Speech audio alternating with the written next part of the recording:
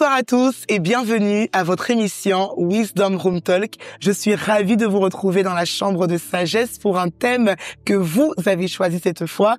Comment préparer sa nuit de noces après une longue période d'abstinence? Et pour parler, je ne suis pas seule, je suis avec le pasteur Estelle Soro.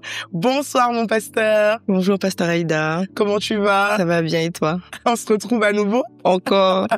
Non, c'est super. Waouh, c'est une joie de te recevoir sur ce plateau, dans cette chambre de sagesse où depuis le départ, le Seigneur nous fait beaucoup de bien, les témoignages qui sont partagés, on reçoit beaucoup de retours. Et d'ailleurs, lors des précédentes émissions, on a reçu beaucoup de retours positifs par rapport à ce que tu avais partagé. Et je crois que les téléspectateurs veulent se joindre à moi pour te dire merci, pasteur Estelle. Alors, est-ce que tu peux te présenter pour ceux qui ne te connaissent pas? D'accord. Alors, je me présente pasteur Estelle Soro. Voilà, je suis pasteur avec mon époux, Prince Salomon, à l'ambassade internationale de Christ qui est basée actuellement en Côte d'Ivoire. Voilà, je suis maman de merveilleux enfants, dont 3 enfants, et je suis sage-femme aussi. Waouh, 3 enfants, dont des jumelles. Dont des jumelles, oui. On veut saluer le pasteur Prince et vraiment lui dire que nous l'aimons beaucoup. Merci d'avoir libéré le pasteur Estelle pour cette émission. Donc, comment préparer, ou plutôt se préparer pour la nuit de noces après l'abstinence. Alors, je crois que c'est un peu ton témoignage finalement. Voilà, en parlant avec toi, j'ai pu savoir que tu as été pendant une longue période abstinente. Et est-ce que tu peux nous en parler un peu? Est-ce que c'était par choix? Voilà, tu peux nous parler un peu de cette période-là? Ben oui, en tout cas le thème qu'on a choisi ensemble est vraiment très très intéressant. Donc comme tu disais, on a eu à plusieurs fois échangé et c'est vraiment aussi mon témoignage. Je suis restée abstinente pendant au moins 4 ans. Oui, si je compte bien, oui, 4 ans avant de me marier avec mon mari actuellement. Et ça a pas été facile, mais je vais dire aussi que ça a été une décision en fait par amour pour Dieu. Voilà, je vais commencer par dire que c'est une décision qui a été radicale dans mon cas. Et moi, pour le témoignage, c'est que j'ai connu quelqu'un avant mon mari. Donc, une longue relation de plus de, je crois, 7 années. Ah oui, quand donc même. Oui, quand même, c'était sérieux, on vivait ensemble en ménage et tout, et bon, ça c'est voilà. Et j'ai commencé en fait mon parcours avec le Seigneur. J'étais célibataire, donc je n'étais plus avec cette personne-là déjà au début de ma conversion. Et ça a été radical en fait. Ça a été radical pour moi. Pourquoi? Parce qu'en fait, j'ai connu le Seigneur en 2013 et c'était une période sombre de ma vie où j'étais vraiment au fond du gouffre. Et quand Dieu m'a pris cette année-là, je me suis dit c'est soit c'est avec Dieu, soit c'est sans Dieu en fait. J'ai pas eu de demi-mesure. Je me suis pas dit bon, je vais croire en Dieu et puis on va voir ce que ça va donner. C'était vraiment très très très dès le début. En tout cas, donc voilà, c'est ça mon témoignage. Donc 4 ans d'abstinence, 4 ans où dès le début je me suis dit la prochaine personne qui rentre dans ma vie ce sera mon mari. Voilà. Et c'est ce que je disais à chaque personne qui pouvait me demander alors, on voit que t'es très croyante sous Facebook, tu parles tout le temps de Jésus, ce qui t'arrive et tout. Et quand on parlait un peu des garçons, alors, comment ça se passe même dans ton église? Est-ce qu'il y a pas un frère qui te plaît et tout ça? Je disais non, il y a personne qui me plaît. Non, la prochaine personne qui rentre dans ma vie, ce sera mon mari. Et ça a été le cas. Et ça a été le cas par la grâce de Dieu. Le fait de savoir ce qu'on veut, d'être clair avec nous-mêmes, ça produit en fait des bons résultats. Amen. Et après cette période d'abstinence vient le mariage, puis le jour de la nuit de noces, donc notre thème même de ce soir. Est-ce qu'il y avait des peurs, des inquiétudes après cette période-là, avant de reprendre une vie intime? Ah oui, bien, je pense que comme toute personne qui voilà est restée un certain temps en fait sans rien faire, oui, j'avais des peurs, des craintes. Alors bon, comme j'avais déjà connu quelqu'un avant, tout ce qui est par exemple, est-ce que je vais avoir mal, comment ça va se passer et tout. Bon, ça, je vais dire que c'était déjà c'est pas ce qui m'inquiétait le plus, mais c'était plus par rapport au fait de se mettre nu à découvert devant quelqu'un pour la première fois. Et puis c'est vrai que dans le cheminement d'une chrétienne, on fait l'abstinence au max, quoi, en fait. S'il y a pas il a vu un petit peu mes cuisses, il a vu un petit peu, et puis bon, on n'a pas couché ensemble, mais il a vu quand même. Non, nous, on s'embrassait pas, on s'est jamais vu nu et tout. C'était plutôt l'inquiétude de est-ce qu'il allait m'apprécier tel que j'étais. Voilà. J'ai eu quoi d'autre comme inquiétude, c'est vraiment le fait vraiment de savoir ce que ça allait matcher ensemble, comment ça allait être vraiment notre sexualité, voilà. L'acte en lui-même et tout. Et voilà, c'était vraiment si je dois dire rapidement ces inquiétudes-là, c'était celle-là que j'avais à l'époque. En tout cas, pour une femme qui a les mêmes inquiétudes que le pasteur Estelle, tout au long de l'émission, je crois que voilà, tu donneras des clés, des conseils. Oui. Et d'ailleurs, ça me fait penser parce que quand tu étais fiancée et que le moment de la nuit de noces approchait, comment tu as abordé ça? Comment aborder finalement la sexualité avec son futur époux? Ça, c'est une très belle question. Je pense que c'est un sujet qu'il faut vraiment aborder avec son fiancé, mais quand même pas trop tôt. Parce qu'il faut pas allumer la chair avant le temps, parce que c'est quand même un sujet un peu croustillant. Déjà que de base, sans parler de sexualité, tu sens déjà que tu t'émoustilles déjà un petit peu, les sentiments, l'attachement crée déjà des réactions dans le corps.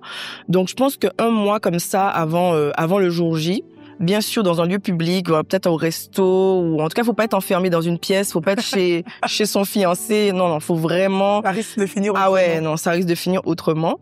Donc ou même au téléphone, hein. En tout cas comme ça on prend pas de risque parce qu'il faut ramener à la maison. Est-ce que je peux t'accompagner? Un petit bisou devant la porte et tout. Non. Donc il faut vraiment faire ça avec sagesse. Et voilà, il faut aborder toutes les questions, déjà les peurs. Déjà, on peut commencer déjà par ça. Est-ce que tu as des peurs? Est-ce que ça est-ce que l'acte en lui-même te fait peur? Et puis bon, ça peut être aussi on parle souvent des femmes, mais ça peut être aussi l'homme qui a des peurs. Tout à fait. Parce que ça peut, c'est ce qu'on souhaite, mais on n'a pas tous le même témoignage. Mais il y a des garçons qui n'ont jamais eu de rapport sexuel avec des femmes. Donc peut-être que lui, il peut s'exprimer sous ses peurs. Peut-être que voilà, et puis se dire voilà, qu'est-ce qu'on attend de notre sexualité. Voilà, je sais que on aura le temps de développer. Mais par exemple, est-ce que tu es prêt on va utiliser les termes exacts, hein, voilà, la sexualité orale, est-ce que voilà les positions, enfin voilà, il faut vraiment aller. Moi, je dis que dans le couple, faut pas qu'il y ait de tabou. Il faut vraiment que dès le départ, on puisse parler fluidement. C'est quelque chose que de toute façon vous allez faire pendant l'éternité. Faut que dès le départ, il faut être à l'aise. Il faut être à l'aise. Ouais. Ok. Il faut être à l'aise. Et comment, de manière pratique, tu as préparé ta nuit de noces? Donc, on va prendre deux volets. Donc, il y a le volet d'une personne qui a été abstinente, c'est le thème. Et puis, il y a, abstinente après avoir déjà connu quelqu'un. Et puis, il y a ceux-là qui n'ont jamais connu, donc quelqu'un qui est vierge, hein, qui va se marier. Comment, de manière pratique, on se prépare pour cette nuit de noces-là? On en parle? Est-ce qu'il y a des choses qu'on fait également? Je pense que la connaissance est une bonne chose. Je pense qu'il faut vraiment se documenter. Faut se documenter. Je pense qu'il y a des très bons livres chrétiens qui parlent de la sexualité avant le mariage. Donc, faut pas hésiter à lire. C'est ce genre de livre. Bon, pour certains livres, je dirais aussi pas trop tôt, hein, parce qu'il y a des livres qui développent vraiment bien. Voilà, avec des images et tout. Donc, on va dire que, comme je disais, 1 mois, 2 mois avant le jour J. Bon, moi, je suis très pour la connaissance, la lecture et tout ça. Pouvoir aussi échanger avec des couples des couples mariés, qui encadrent aussi. Je sais que dans les églises, souvent, il y a des encadrements de couples. Donc, pas hésiter souvent à en parler avec les couples encadrants ou voilà le leader, le pasteur qui peut former. Donc, moi, je pars sous la connaissance, l'échange avec d'autres personnes. Et puis, ne pas hésiter à aller voir aussi un gynécologue ou une sage-femme. Le côté professionnel, parce que bon, il y a la contraception. Sage-femme. Oui. Je crois que voilà. En tant que sage-femme, tu es bien placée. C'est ça. Donner des conseils, donc vas-y. Voilà. Donc allez voir. Moi, je vois des jeunes femmes qui ont déjà eu des rapports ou pas, qui viennent justement dire bon, j'aimerais faire un check-up pour voir si tout va bien, est-ce que je suis en bonne santé, est-ce que faudrait que je prenne un moyen de contraception, puisque ça dépend hein, si on veut tomber enceinte rapidement ou pas. Donc repartir aussi sur le cycle menstruel, comment naturellement on est faite. Donc c'est important des fois de poser les choses avec un professionnel de santé. J'aime beaucoup cette approche, voilà, parce que des fois on n'a pas toujours la pensée d'aller voir quelqu'un qui travaille dans le domaine pour vraiment poser des questions. Et je sais que dans ton cas, tu as eu à conseiller pas mal de jeunes filles, voilà, qui n'avaient jamais eu de rapport sexuel, ou même des femmes qui reprenaient une vie sexuelle après un temps assez long. Et les conseils que tu as pu donner, on a vu que ça a beaucoup aidé. Wow, Et ça a oui. vraiment beaucoup aidé. Donc vraiment merci pour ce conseil-là. Et parlons du coup de manière pratique. Tout à l'heure tu parlais un peu de tout ce qui est la peur et tout ça qu'on peut avoir. Est-ce que tu avais comme un stress ou de la nervosité parce que certains disent parfois avoir du stress, ils parlent de nervosité à l'approche en fait de l'acte sexuel quand c'est la première fois. Ah ben oui, la nervosité de... Voilà, ça revient aussi à plaire à son conjoint à tout point de vue en fait. Bon, c'est vrai qu'il t'aime, par exemple pour ton aspect physique, voilà, tu es belle et tout. Il y a aussi le côté où nos âmes se sont déjà attachées, donc au niveau du caractère, au niveau voilà des points communs, voilà. Mais il y aura toujours la peur de se dire, ben est-ce qu'il va vraiment m'aimer comme je suis en fait avec Faire le stress du coup. Oui, je pense pour nous les femmes, hein, en tout cas, je trouve que est-ce qu'il va apprécier mes cuisses comme si ma cellulite, parce que bon, tout est, enfin, tu vois ce que je veux dire, quand tu es habillée, on voit pas tes défauts. Tu peux avoir un petit ventre, je sais pas des bourrelets ou bien une cicatrice aussi, ou bien voilà, je dis pas le dentier peut-être pas, mais t'imagines bon, j'exagère un peu, mais tu vois ce que je veux dire, on est toujours nerveux de se dire bon waouh, comment il va me trouver. Et puis le garçon aussi, ils ont pas tous des tablettes de chocolat quoi, tu vois, ils ont pas tous Et puis est-ce que finalement chez l'homme, il y a pas aussi un désir de performance? Exactement. Tu vois? Ah oui, ça je pense que c'est la peur. Et comme on disait tout à l'heure, c'est pas tous qui ont déjà eu des rapports sexuels, et franchement en termes de performance, de se dire oui comment il faut faire, parce que au final la sexualité ça s'apprend à deux, et c'est pas inné, et puis c'est pas tout le monde qui a déjà vu par exemple des films pour adultes ou qui allait se documenter de ce côté-là, tu vois. Donc il y a vraiment des personnes novices, archi novices. Donc il y a la peur de par exemple l'éjaculation précoce, ou la peur ça arrive des fois d'avoir tellement le trac pour le jour J que l'homme n'a pas de puissance en fait. C'est-à-dire que il a envie, mais le trac fait que ça ne marche pas. Et je pense qu'il faut être prêt pour sa nuit de noces, parce que des fois on idéalise, on se dit waouh, ça va être le plus beau jour de notre vie, enfin on va pouvoir le faire, parce que bon dans cette période d'abstinence et puis de fiançailles, on a envie, on a des désirs, donc on se dit enfin c'est le relever en effet. Oui, enfin c'est le goal, on va pouvoir le faire et tout.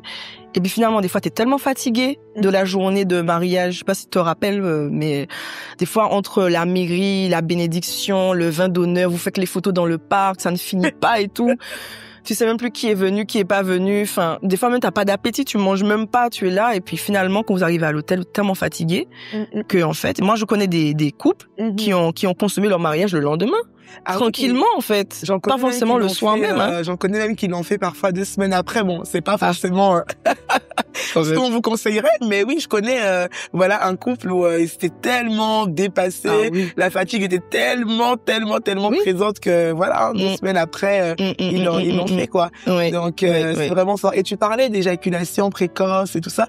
Est-ce qu'en tant que sage-femme, tu as des conseils à donner dans ce domaine-là à peut-être quelqu'un? Il y a peut-être un homme qui regarde ce soir et puis qui se dit moi je suis dans ce cas, ou peut-être une femme même qui appréhende à ce niveau-là. Est-ce qu'en tant que sage-femme, il y a des conseils qu'on peut donner par rapport à ça?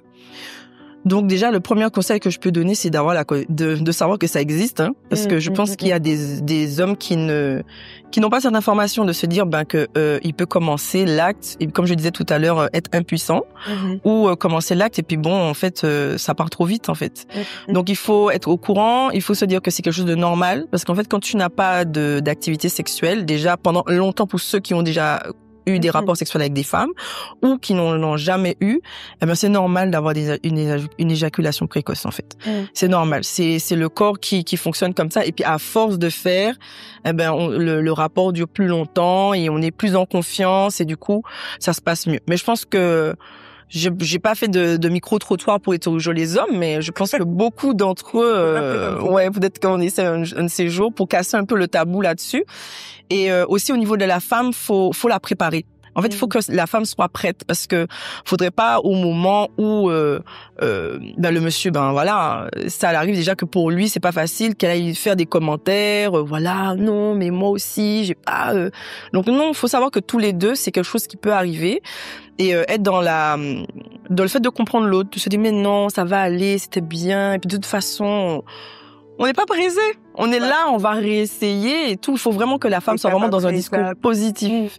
Parce qu'il y en a qui commencent comme ça et qui peuvent, par complexe, par honte, et puis selon la réaction de l'autre, ça peut les bloquer et en fait finalement on rentre dans un engrenage en fait de vraiment des troubles, ce qu'on appelle les troubles sexuels en fait chez l'homme. Oui, d'accord, ça existe ça. Ah oui, complètement. Qu'est-ce qu'on entend du coup par trouble? Eh ben quelqu'un qui devient impuissant, mais en fait il y a le côté psychologique, c'est-à-dire que si tu es rabaissé, si par exemple tu as des commentaires non mais ouais, non mais déjà, oh là là, mais moi j'étais près d'avoir un orgasme, tu vois des petits commentaires comme ça. Des fois c'est pas méchant, mais quand l'homme il l'entend, ça peut le bloquer, il peut rester sur ça. Surtout peut-être pour celles qui ont déjà eu des rapports sexuels et qui peuvent peut-être sans faire exprès se dire oh mais mon ex, oh là là il faisait ça comme ça, ou des fois des petites réflexions en fait. Et on se rend pas compte que il faut vraiment faire attention à ce qu'on dit et ce qu'on fait pendant le rapport sexuel, c'est très important.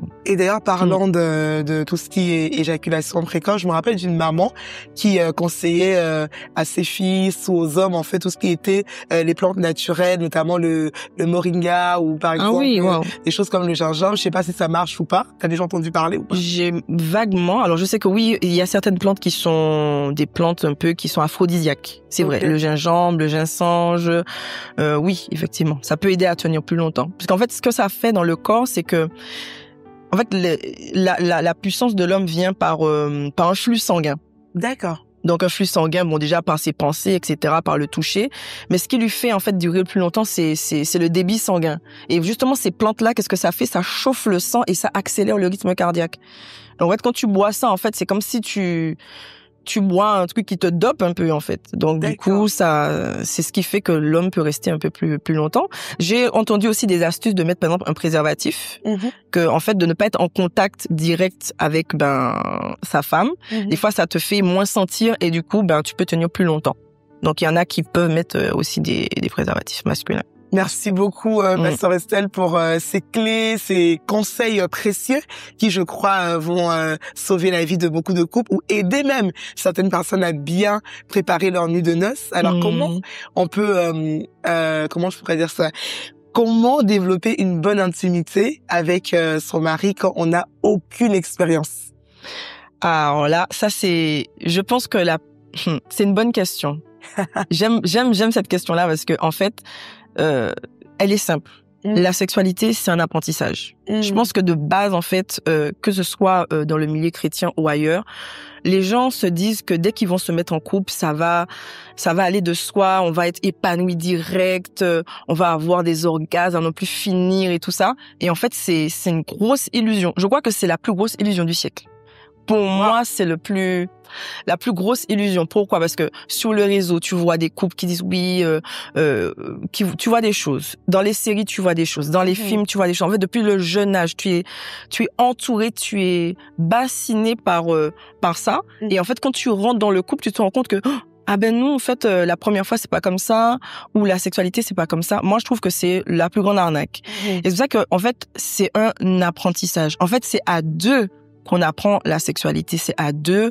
En fait, c'est deux personnes qui se mettent d'accord, qui se mettent en symbiose. On peut pas venir et dire, bon, voici ce que je vais faire. 1, 2, 3, 4, on essaye ça, non. Non, en fait, on y va, et puis de se dire, en fait, à la base, la sexualité, elle est là pourquoi? Qu'est-ce qu'on doit partager? C'est pas un jeu de performance, c'est pas à celui qui jouit le plus vite, c'est pas à, je dois arriver au 7e ciel, comme on dit, non. Moi, je trouve que c'est à deux que ça se fait, et c'est très important. C'est très important dès le départ de rentrer de communiquer, de rentrer dans le mariage, et puis ne pas se mettre la pression, en fait. De ne pas se mettre la pression. La sexualité dans le couple, pasteur, c'est très progressif, hein. Tu vas voir que 1 an, tu as tel type de sexualité, au bout de 5 ans, t'en as une autre, dans 10 ans, 20 ans. Et puis selon l'âge aussi, selon l'âge que tu as, ton corps aussi physiologiquement, chimiquement, hormonalement parlant, n'est pas dans la même disposition. Je sais qu'on en avait en off, on en avait un peu discuté, où souvent les premiers rapports, je parle en dehors du cadre de mariage, par exemple une femme qui a connu des rapports sexuels avant le mariage, mais des fois t'es trop jeune en fait, t'es pas dans le mood d'une femme qui connaît son corps, qui connaît son cycle menstruel, qui connaît ses périodes de désir sexuel. En fait, t'es une jeune fille, tu entends parler de la sexualité à gauche à droite par les séries. En fait, t'as envie de faire comme les copines, en fait, c'est de la curiosité, mais ce n'est pas de la maturité sexuelle. Pour moi, la maturité sexuelle, voilà. La maturité sexuelle, ça n'a rien à voir avec la curiosité. Quand tu es mature et que tu vas dans ton couple et tu sais, en fait, tu te connais, et puis tu vas dans le mariage, je trouve que c'est plus intéressant. En fait, tu es moins déçu. En fait, quand tu es jeune à un certain âge, c'est de la curiosité. Et en fait, tu peux vite mettre une étiquette, te dire, oh, c'est nul ça, oh, j'ai pas aimé ça, ou j'ai aimé ça, mais en fait, il y a un âge. Moi, je pense qu'il y a une maturité sexuelle. Il y a une maturité sexuelle. Et à ceux qui disent, mais quand je vais arriver, et si jamais après que je me sois abstenue autant de temps, ça se passe mal, ou ou par exemple qu'il n'y a pas de compatibilité, quel conseil, que dire à ces personnes-là? Relax. Ce serait juste relax. Arrête de te mettre la pression. Non, mais c'est vrai en fait. Moi je connais des couples qui c'est leur combat en fait. Toi, il y en a, ça va être des problèmes de finances, ça va être des problèmes mais le fait d'être de savoir en fait être avec l'autre dans la sexualité, ça prend du temps en fait. Faut être bienveillant, faut être patient. Je vois des couples qui se parlent plus, qui se boudent dans la maison parce qu'en fait ça fonctionne pas, mais allons doucement en fait. Sois relax, ne mettez pas la barre trop haute en fait. Ça sert à rien. De toute façon, c'est pour des années. Si t'imagines là, tes premiers rapports, tu te mets une pression pas possible, et puis il faut pas avoir l'impression de vouloir tout faire en même temps tout de suite. C'est-à-dire que vous avez fait une semaine de rapports, matin, midi, soir, et puis on se regarde au bout d'une semaine, on dit, on a déjà tout fait. Non, en fait, faut être relax. Il y a toujours quelque chose qu'on peut apprendre, qu'on peut découvrir. Et puis, la sexualité évolue. C'est tout. Et ça te plaît aujourd'hui, demain, ça te plaît plus. Il y a autre chose. En fait, faut être créatif, faut être bienveillant, il faut être patient. Faut être vraiment patient. C'est vrai parce que il y a beaucoup de personnes qu'on peut des fois rencontrer en tant que pasteur. Tout à l'heure, tu parlais du fait que on encadre les couples, et c'est vrai que avec mon mari, on le fait, et on rencontre beaucoup de personnes qui arrivent au bout de les 6 premiers mois de mariage et qui peuvent vraiment dire non, ça ne va pas à ce niveau-là, et on se rend compte que finalement c'est quand même un facteur qui peut désorienter le couple, pasteur. Complètement. Et tu vois, parce que quand un couple se retrouve, vu qu'on sait que c'est quelque chose d'important, c'est vrai qu'on dit souvent pour l'homme, mais même pour la femme, pour le couple, quand on se retrouve à un moment donné où à ce niveau-là ça ne va pas, on peut être désorienté dans ses pensées, on peut même se demander est-ce qu'on a fait le bon choix. Or, le fait que ça n'aille pas aujourd'hui doit pas vous emmener à remettre en question le choix de Dieu. Qu'est-ce que tu en penses, pasteur Estelle? Mais complètement. Et puis il faut se dire que la sexualité fait partie du couple, mais c'est pas que ça en fait. Parce que si tu restes bloqué sur ça et que ça remet en question carrément tout le couple, j'ai envie de poser la question, mais quelles sont les autres fondations que vous avez fait en fait? Qu'est-ce que vous avez mis en place pour que la relation avance, même si la sexualité c'est un peu comme ça. Moi, on n'a pas tous la même libido dans chaque couple. Tu vois, il y a des couples qui vont dire oui, on fait ça tous les soirs, ouais, c'est trop bien, des fois. Ok, mais il y en a d'autres, ils font ça une fois par mois et ça leur va en fait. Moi, je pense qu'il faut s'ajuster, savoir ce qui est bon pour le couple et puis savoir qu'est-ce que vous avez mis d'autre en place que la sexualité qui fait que vous êtes ensemble, le pourquoi vous êtes ensemble. Ok, ça c'est un peu bof, mais ça s'améliore. Il faut pas que ce soit quelque chose qui est obsédant. C'est-à-dire que dès que tu fais autre chose, tu reviens sur ça. Moi, je pense qu'il y a un problème d'équilibre là, par contre, à ce niveau-là. Ah ouais. C'est très important. Je dis pas que la sexualité n'est pas importante dans le couple, mais si ça remet en question tout le reste, voire même le choix du conjoint, c'est qu'à la base, c'était faussé. Il y a un truc qui était faussé. Oui. D'accord avec toi. Oui. Et aux femmes qui ont des blocages qui peuvent provenir de plusieurs raisons, comme on disait tout à l'heure, le stress, la nervosité du premier rapport, mais à celles qui ont des blocages, parfois le corps ne veut pas coopérer. En tant que professionnel, qu'est-ce que tu peux donner comme conseil pratique? Parce que je crois qu'il y a des personnes qui restent parfois, on parle de rigidité, on parle de donc ça peut être parfois aussi un facteur qui handicape la vie intime, la vie à deux. Oui, c'est vrai qu'on a parlé des troubles sexuels du côté de l'homme, mais chez la femme, c'est ce qu'on appelle peut-être la frigidité, le vaginisme. Alors le vaginisme, ça peut venir ce qu'on appelle le vaginisme primaire. Ça veut dire que c'est une femme vierge et dès les premiers rapports, elle est comme fermée. En fait, en gros, elle peut pas avoir de rapports sexuels par pénétration. Et le vaginisme secondaire, ça veut dire qu'elle a déjà eu des rapports sexuels et puis au fur et à mesure, elle se referme. Donc pareil, il n'y a pas de rapport sexuel par pénétration. Donc moi, pour commencer, par rapport à ces troubles-là, c'est de se dire quelle est l'origine en fait. D'où vient l'origine. Il faut chercher l'origine, que ce soit celle qui a déjà connu quelqu'un ou pas. Il faut chercher le trouble. Il faut chercher le trouble de savoir est-ce que la définition de la sexualité, comment elle a été éduquée dans certaines cultures ou dans certaines familles où on te dit non, le sexe est mauvais, le sexe c'est sale. Mais en fait, ça, c'est juste pour te décourager, en fait. C'est juste pour te décourager pour pas aller, en fait. Pas aller découvrir et pas tomber enceinte, n'importe comment. Donc souvent, les parents te mettent un peu de pression pour te donner une mauvaise image de la sexualité juste pour te freiner. Mais ça, c'est une erreur parce qu'en fait, déjà, ça marche pas. Ça empêche pas les gens d'aller essayer puisque ça crée une curiosité. Puis même on a les adolescents, ils sont entourés, il y a de l'entourage. Donc, il y en a qui va dire, ah ouais, j'ai essayé, c'est trop bien et tout. Et bon, mes parents me disent non, ça fait mal ou c'est sale et tout ça. Non. Donc, il y a l'image qu'on a de la sexualité, déjà. Ça peut créer des gros troubles. Déjà chez celles qui sont vierges, déjà. Ça peut être les expériences personnelles. Donc, par exemple, une fille qui voulait mettre un tampon, puis elle a mal mis, et puis finalement elle a eu mal, elle s'est dit, oh, alors si déjà avec un petit truc comme ça j'ai mal, alors qu'est-ce que ça va être? Ça va voilà. Là, quand même. Ah oui, j'ai déjà rencontré des femmes qui ont eu des troubles à cause de ça. Hein. Okay. Qui ont eu des troubles à cause de ça. Ça peut être aussi des agressions sexuelles, des abus sexuels. Oui. Depuis l'enfance ou depuis l'adolescence. Ça peut être des viols aussi. La viol, c'est abus sexuel aussi. Ça peut être des attouchements. Ça peut être des traumatismes dus à des images choc. Parce qu'en fait, on s'est rendu compte que les images pour adultes pouvaient choquer les enfants. Ok. Pouvaient vraiment avoir comme une impression, comme quelque chose qui marque au fer rouge. Et il y a des enfants qui sont déjà tombés sous des vidéos, des photos explicites. Et en fait, ça les bloque, en fait. Ils se disent non. Il y a un blocage. Donc, en fait, j'ai pas fini, hein, la liste n'est même pas très exhaustive, mais ça peut venir, ça peut devenir aussi je suis en train de penser à une relation toxique. Par exemple, celle qui a déjà eu des rapports, mais qui était avec quelqu'un, un garçon violent, ou qui veut vraiment l'utiliser comme une chose, en fait. C'est-à-dire que vraiment, il voit des choses et puis il veut les refaire avec elle et que ça peut objectiviser la femme. Exactement. Donc, elle ose pas. Des fois, il y a tellement une relation toxique et de domination qu'elle n'arrive pas à dire non, je veux pas, ou non, ça me fait mal et tout. Et du coup, elle se renferme. Et c'est là que le vaginisme secondaire peut venir. J'ai déjà rencontré beaucoup de femmes comme ça. C'est vrai? Donc, ah oui. Et si on traite pas ça, du coup moi je pense que là pour le coup il faut un professionnel. Là que je voulais en venir. Comment on peut faire pratiquement pour pouvoir traiter ça en fait, à part la prière?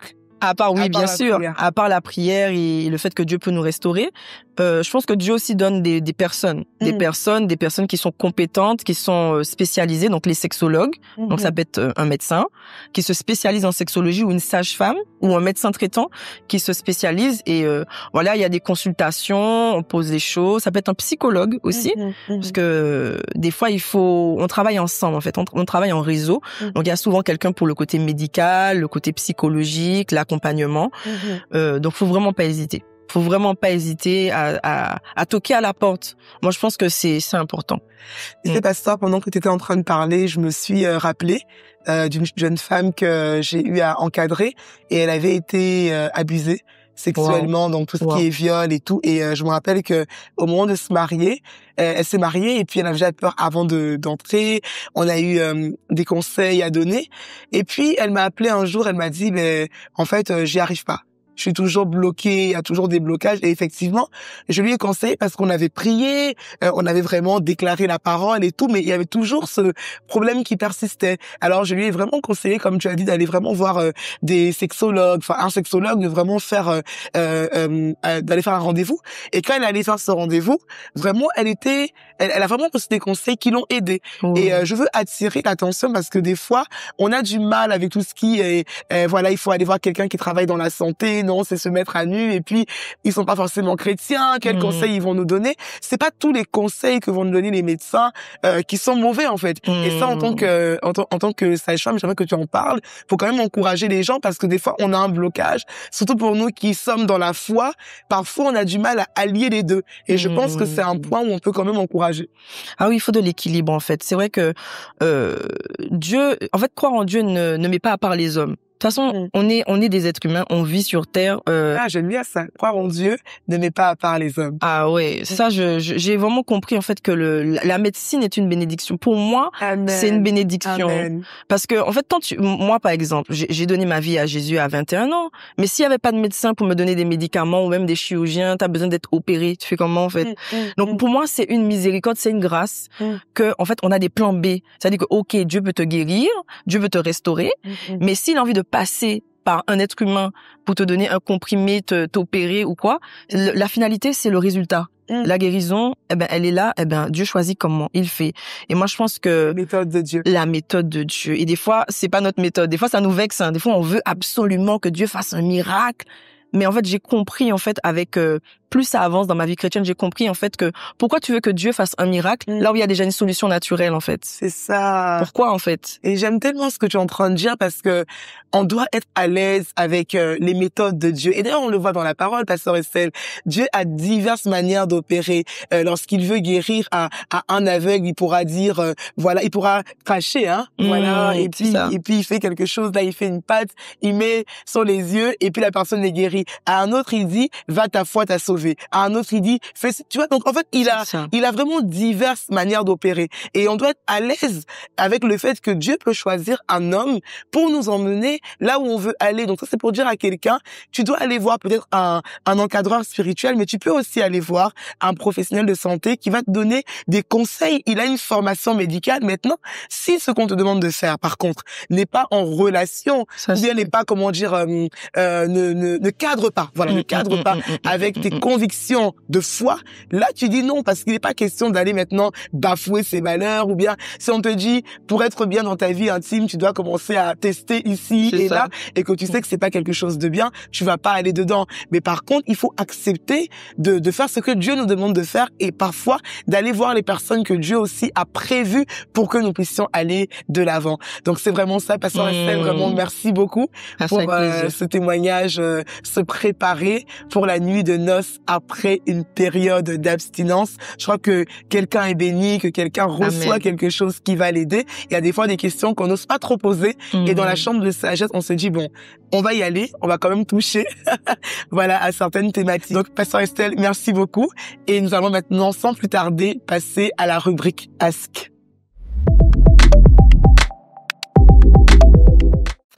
Alors Pasteur, on a pris donc 2 questions pour que tu puisses apporter des éléments de réponse. La première, c'est Prisca qui écrit depuis le Gabon.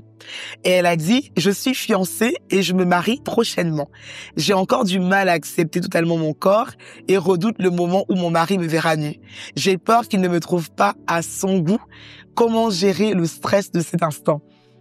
Ah ouais, ça c'est stressant. Je peux l'avouer, comme on disait tout à l'heure, que c'est une des choses qui rend nerveuse la femme. Donc le conseil que je peux donner à Prisca, c'est déjà de pas se mettre trop la pression et de se dire en fait de faire confiance à son fiancé. C'est-à-dire pourquoi en fait elle a été choisie par lui en fait. De ne pas regarder seulement l'aspect physique, mais de se dire mais en fait qu'est-ce qu'il aime chez moi en fait. Pourquoi c'est moi qui l'a choisi jusqu'à ce jour-là en fait. Amen. Et ça va la conforter dans sa confiance en elle-même, parce que je pense qu'il faut quand même avoir une confiance en soi pour se mettre à nu devant quelqu'un. Et le fait de repenser ah ouais, il m'aime pour ça, il m'aime pour ça, il me valorise pour ça, ça va la décharger de cette nervosité. Le conseil que je peux donner aussi à Prisca, c'est de se mettre à l'aise. Ça veut dire que, bon, et puis se mettre d'accord aussi avec son fiancé. Et voilà, comme je dis, la sexualité, c'est une évolution. Si, par exemple, ce jour-là, il faut le faire dans le noir parce que, c'est ce qui la met plus à l'aise, pourquoi pas, en fait. Ou sinon, mettre des lumières tamisées, des bougies. Voilà, et pas obligé de rester avec la lumière, créer une ambiance romantique. Et puis, il y a tellement de belles lingeries aujourd'hui qui peuvent couvrir, en fait, un peu, rendre les choses un peu plus sexy, quoi. Donc, c'est pas venir et puis de venir toute nue comme ça et puis on te dit comment il va me voir. Non, t'as des nuisettes, t'as des shorties, t'as plein de petits trucs que tu peux faire pour justement, si ton ventre il te complexe, si c'est tes cuisses, si c'est tes hanches, en fait, maquille un peu. Pas maquiller pour cacher malsainement, mais rendre les choses déjà pour toi plus à l'aise et puis rendre aussi la chose un peu plus séduisante pour monsieur aussi. Et puis discuter avec lui, parce que souvent les complexes des femmes, c'est pas les complexes des hommes. C'est vrai, hein. Ah oui. Tu sais, pendant que tu parles, je me rappelle d'une jeune sœur qui était très très très complexée parce que elle avait, je sais pas comment on appelle cette maladie, comme une sorte de vitiligo à peu près, elle avait toute une partie du corps qui était décolorée. Décolorée, et l'autre partie qui était normale. Et elle était vraiment complexée par ça. Avant de passer à la nuit de noces, elle me disait oh là là, parce que quand il va voir cette tache que j'ai sur toute la moitié du ventre comme ça qui part de là à là, elle me parlait de ça, elle me disait waouh, il va vraiment être choqué, il va être déçu. Donc j'ai pu vraiment lui donner des conseils, prier avec elle. Et ce qui était drôle, c'est que par la suite, elle était venue me voir avec un témoignage. Elle dit oh pasteur Aïda, dis-toi que cette tache pour laquelle j'ai essayé même de trouver des produits pour camoufler, c'est ce qu'il a même préféré chez moi. Oh wow, my God. Comme quoi, quand tu disais que parfois les complexes qu'une femme peut avoir, c'est pas pareil pour l'homme. Donc il y a peut-être aussi des fois des peurs qu'on a qui sont liées en fait à des propres blocages qu'on se met ou des barrières qu'on se met, alors que l'autre en face n'a même pas de regard sur ça, ou peut-être même que lui sera intéressé même par ce qui nous bloque. Tu vois. Et pendant que tu parlais, il y a quelque chose qui m'est venu en tête. Des fois, c'est des complexes qui viennent aussi des anciennes relations. Ah oui. Si par exemple la personne avec qui elle était lui disait ouais, j'aime pas ça chez toi, j'aime pas ton ventre, j'aime pas, tu vois, il y a des filles, elles ont été détruites par des anciennes relations, des gens qui étaient vraiment toxiques. Et je pense qu'il faut vraiment faire une cure d'âme, il faut vraiment aller chercher le pourquoi j'aime pas cette partie-là dans mon corps. C'est quoi en fait? Est-ce que c'est l'ex en fait? Et se dire que il faut faire un deuil sur ça et se dire que non, cet homme-là, c'est un nouvel homme. Et ça se trouve, c'est la partie comme tu dis, le témoignage qui va le préférer. Il y a des hommes qui aiment les poignées d'amour, qui aiment une femme en chair ou une femme mince, par exemple. C'est pas tous les hommes qui aiment les femmes qui ont des grosses poitrines. Je sais qu'il y a des complexes où tu te dis, oh, j'ai pas de seins, et puis il a toujours pensé que j'ai des seins parce que je mettais toujours des push-ups, des soutiens-gorge rembourrés. Là, je vais retirer mon rembourrage. Qu'est-ce qui va? Mais c'est pas tous les hommes qui aiment ça, en fait. Mais c'est là que je me dis que la communication avec le fiancé, c'est important. Dis-lui dans les fiançailles que, tes soutiens-gorge sont rembourrés, en fait. Pourquoi tu t'attends le premier jour que le frère soit au courant? Faut lui dire ça avant. Que tu vas aller choquer l'enfant des gens. Mais là-bas. oui. Non, faut tout dire. En fait, en vrai, il faut que dans les fiançailles, il faut qu'il y ait un jour. Quand je dis à nu, c'est pas à nu physique, mais genre, no make-up, tous les artifices là, on se voit en vrai, en fait. Faut vraiment provoquer ça. Et puis on se parle. Non, mais ce sont des bons conseils, Je crois que franchement, quelqu'un va être aidé parce que des fois, on aime tellement tout, surtout à l'ère où on peut montrer que tout va bien. Voilà, j'ai la perruque, j'ai les faux cils, j'ai le fond de teint, le contouring. Donc, à un moment donné, toi-même, tu es complexé, tu mets tellement d'artifices que tu te dis, mais quand il va me voir? Donc, c'est important, comme elle dit, qu'il y a un moment donné où vous voir sans tout ça en fait. Oui. Et c'est vraiment très très très important. En tout cas, merci beaucoup Pasteur Estelle. On a une deuxième question avec la sœur Corinne qui écrit cette fois du Togo et elle dit mon mari et moi ne sommes pas d'accord sur le choix de la contraception. Je voudrais mettre un implant et lui préfère que je prenne la pilule car il a peur que l'implant me fasse prendre du poids. Quels conseils pouvez-vous nous donner? Waouh, ça c'est vraiment c'est une très belle question. Bon, déjà, ce qu'il faut savoir, c'est que entre l'implant et la pilule, ça change rien, parce qu'en fait, ce qui fait prendre du poids, c'est les hormones. Ok. Donc, le fait qu'il préfère qu'elle prenne la pilule plus que l'implant, en vrai, elle peut prendre du poids avec la pilule, en fait. C'est les hormones. En fait, les hormones peuvent te faire soit manger, soit te faire stocker le gras plus facilement.